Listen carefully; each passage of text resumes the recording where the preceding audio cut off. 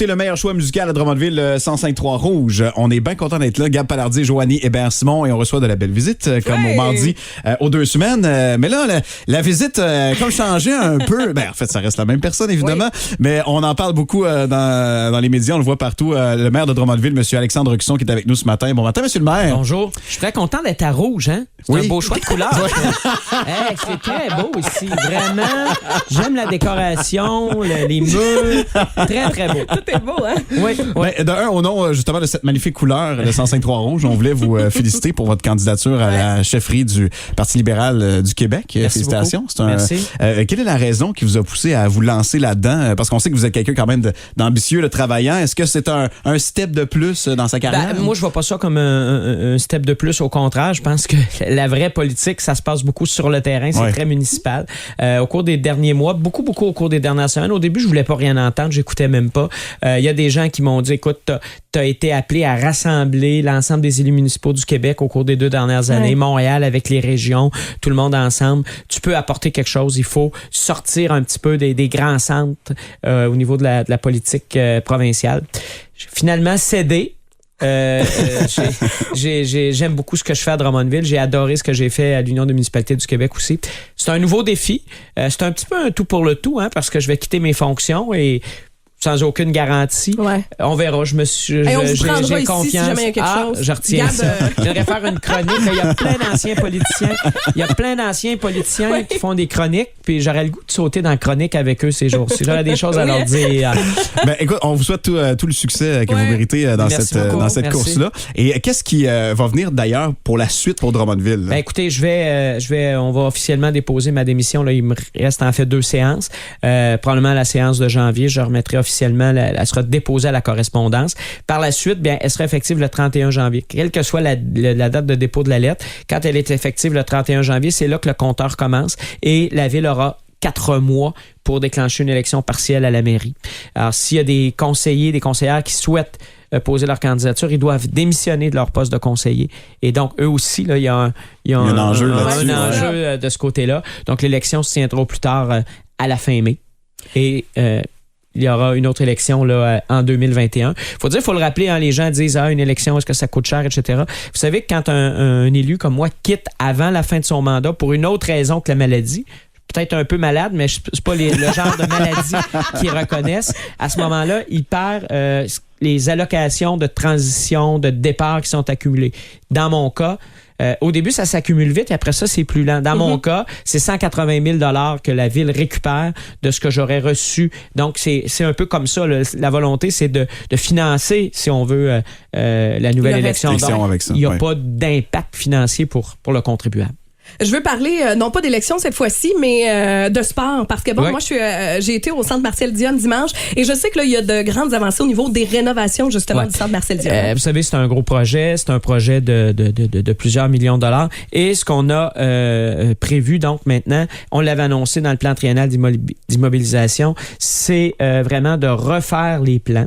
Il y a eu en 2013 une étude. 2014, on a confirmé ce qu'on voulait faire. Ça fait déjà près de 6 ans. Exemple, on avait prévu qu'il allait avoir les services des loisirs dans cet agrandissement de Marcel Dionne parce qu'avant, ils étaient sous les gradins à Marcel Dionne. Quand on a bâti la bibliothèque publique, quand on l'a inaugurée en 2017, on les a installés là. Donc, ça, c'est un besoin qui est disparu. La Ligue de hockey junior majeur du Québec, ses exigences ont aussi évolué au cours des dernières années. On va mettre tout ça ensemble. On va demander aux professionnels de mettre à jour le concept et ensuite d'avancer les plans à 70 %. C'est souvent le niveau de plan qui est requis pour faire des demandes de subvention.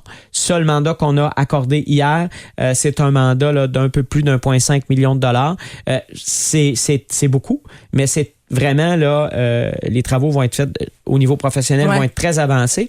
On est heureux parce que c'est un projet, un mandat qui avait été évalué à 2,5 millions de dollars qui est sorti en bas d'1,6 million. Donc, près d'1 million d'économies. Tir au but n'est pas trop exigeant? Non, tir au but, là, lui, on essaye de prévoir, de faire attention pour pas qu'il se fasse trop mal, qu'il tombe pas en bas des estrades, etc. Un gros merci d'aller nous voir ce matin, toujours un plaisir, monsieur le maire Alexandre avec Cusson. vous. Il nous reste deux fois à se voir, et puis après ça, on se verra sûrement dans d'autres occasions, parce que je serai toujours ici, je serai toujours à Drummondville. J'espère qu'on aura une ligne directe quand même avec vous si vous êtes élu chef du Parti libéral. Sans aucun problème, ça me fera plaisir. Gardez un petit parti pris pour Drummondville. Merci de passer nous voir. On retrouve le maire de Drummondville à chaque 2 semaines ici au 105.3 Rouge. 105.3 92 ans énergie. Mais non, c'est Born in the Drummondville. Ben oui. Ça se peut pas. On a le maire Alexandre Cusson en studio. Bon matin. Bonjour. Est-ce que vos oreilles sillaient pas mal en fin de semaine? Vous étiez le nom sur toutes les lèvres. Les oreilles sillaient, les yeux ils clignaient. Ouais. Ça a été un gros week-end. As-tu regardé un peu les réseaux sociaux? Ou... Non, moi, je me tiens un petit peu loin de ça. Oui. À l'occasion, évidemment, je réponds aux messages qu'on m'envoie, mais... on sait ce que c'est les réseaux sociaux. Ouais, faut apprendre à en laisser. Moi, je me dis jamais trop haut, jamais trop bas. Never too high, never too low. Alors, on se tient loin des fois. Voilà. Des commentaires écrits par des gens qui n'ont pas de nom, qui n'ont pas de visage. Puis que leur photo de profil, c'est un skidoo. Oui, c'est ça. Bon, c'est ça. Une fourchette. Une fourchette aussi. Ben voyons, qu'est-ce que vous avez contre mon profil? On parle bien sûr de ce qui a été annoncé finalement en fin de semaine. Non, vous vous lancez dans la course à la chefferie du Parti libéral. On va parler des dossiers de la ville, mais juste pour clarifier à tout le monde, rassurer les gens, l'ordre un peu chronologique des choses. Vous allez partir officiellement le 31 janvier prochain. Et qu'est-ce que ça implique ensuite? Oui, alors j'ai choisi de quitter mes fonctions dès maintenant, donc de démissionner. Il y a pas la possibilité de prendre un congé sans solde, puis je vais revenir. Si on veut rester, on peut rester, mais on est payé quand même. Puis là, si je suis pas là, le salaire, je le donne à qui? Je fais quoi? Ça me tentait pas d'avoir ces distractions-là sur le côté. Donc, j'ai toujours été comme ça, assez transparent, assez clair, net et précis. Alors, j'ai dit, je vais quitter. D'ici les 2 prochains mois, je vais finaliser le budget, présenter le budget le 9 décembre, voir à sa mise en œuvre. Ensuite, avec le maire adjoint, le maire suppléant, qui va prendre la relève jusqu'à l'élection partielle, faire la transition des dossiers, régler quelques dossiers qui étaient presque terminés. Ça va nous mener au 31 janvier. Je vais quitter à ce moment-là. Dans la loi, la Ville a 4 mois pour appeler une élection partielle. Donc, il y aura une élection partielle dans les 4 mois qui suivront. Possiblement au mois de mai prochain. On va surveiller ça, la course ensuite pour le reste des dossiers. Sinon, grosse séance hier où on a parlé beaucoup de l'école de pilotage. On en parle tantôt. Je voulais parler d'autres dossiers qui ont passé un petit peu plus en sourdine hier, notamment. On fait avancer le dossier du centre Marcel Dionne. Donc, on revoit le projet parce qu'il y avait déjà eu des projets de déposés, M. Cusson, on s'en rappellera, en 2013. C'est ça qu'on veut réviser, le projet actuel de modernisation. Oui, tout à fait. En 2013, là, il y avait eu un plan qui avait été fait en fonction des besoins à l'époque. En début 2014, j'avais rendu public ce plan-là en disant la Ville a choisi de rénover Marcel Dionne, etc., etc. Il y avait, entre autres, dans le projet de Marcel Dionne, l'installation des bureaux du service des loisirs, qui était, jusqu'à il y a 3 ans, qui était en dessous des gradins de Marcel Dionne. Donc ça a été sorti de là, mais amené dans la bibliothèque publique au moment où on a construit, il y avait des espaces, puis on les a donc installés là. On n'a plus ces besoins-là. Donc, on fait mettre à jour le projet de Marcel Dionne en fonction des besoins d'aujourd'hui et ensuite faire ce qu'on appelle des plans à 70%. Donc, on va avancer les plans de façon importante parce que c'est souvent l'étape qui est demandée pour l'obtention de subventions. Oui, c'est ça. Okay. Et donc, ça, c'est un mandat là, de 1,6 million, près d'1,6 million. On est content parce qu'on avait prévu 2,5 millions, donc il y a une économie importante sur ces services professionnels-là. Ça va être lancé et donc, on sera prêt pour déposer des demandes de subventions là, dans la prochaine année quand il y aura des programmes dans lesquels on trouvera Marcel Dionne. Okay. L'ajout de place, l'ajout de loge, on le rappelle, le gros projet, on va changer. C'est vraiment moderniser de l'intérieur. Là, agrandir la glace, donc allonger la glace, ajouter des estrades là, derrière, par exemple, où est la resurfaceuse, la Zamboni actuellement, des estrades de ce côté-là. Portion relocaliser restaurant, le restaurant parce que Très les utilisateurs de Marcel Dionne savent que le restaurant, c'est particulier. Voilà. Et M. Cusson, aussi, hier, on a parlé d'un projet où on voulait refaire les ententes au niveau de la culture des loisirs. Il y a la fameuse carte accès loisirs. Il y a des ententes avec les autres municipalités,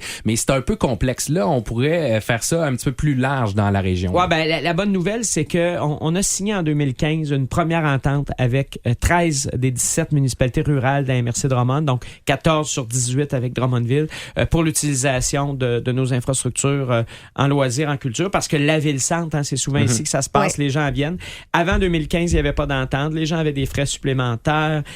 Pour la ville, au fond, c'était les citoyens de Drummondville, bien des fois, qui finançaient ces infrastructures-là utilisées par les autres. Il y avait une question d'équité. Alors moi, j'ai un petit peu mené ce combat-là. Ça a été difficile au départ en 2015.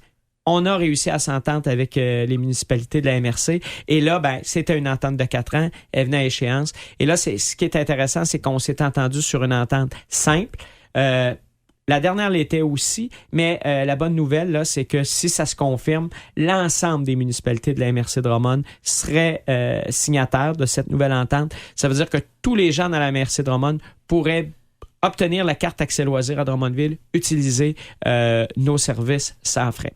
Ça ne veut pas dire qu'il n'y a pas certaines municipalités qui vont charger quelque chose. Ça, c'est leur affaire. Eux, c'est ça. Et ils peuvent donc obtenir cette carte accès loisirs-là et venir dans nos installations. À terme, là, donc, c'est une entente là, d'un peu plus de 900 000 et qui va dépasser $1 million à la fin sur 4 ans. Pour les gens de Drummondville, là, ça représente quelque chose comme 1,2 % de taxes de moins, si on veut, là, de taxes que les gens devraient payer pour compenser. Utiliser. Donc ça nous permet de contrôler l'augmentation des taxes. Mais c'est ça. Et pour les autres municipalités, il y avait souvent des coûts assez importants.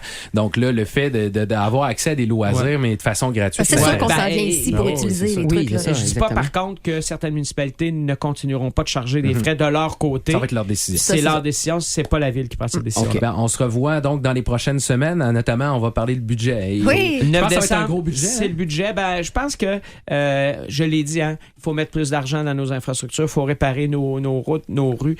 Évidemment, on l'a dit dans le plan triennal d'immobilisation, mais là, il y aura aussi des mesures dans le prochain budget, puis on va voir ce que ça coûte aussi. Ouais. Alors, 9 décembre prochain, on en reparle.